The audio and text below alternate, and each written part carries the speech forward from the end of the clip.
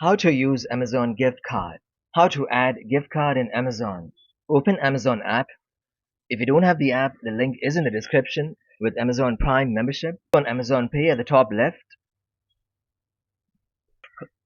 you must have received Amazon Pay gift card code by email or physical gift card, which looks like this. Okay, see here, gift card code. Copy it first, copy the code first.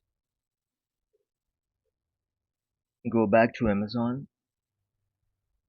To add gift card in Amazon, scroll down a bit and click on add a gift card in the gift card and vouchers section. Then you have to enter the code here in the box. You've just copied it, so we'll just paste it now.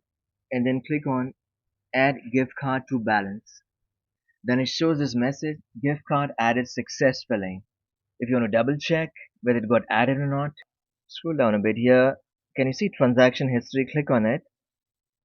And then it shows the entry here, added Amazon Pay gift card. So when you click on it, it shows the details. Gift card added successfully. Like and subscribe.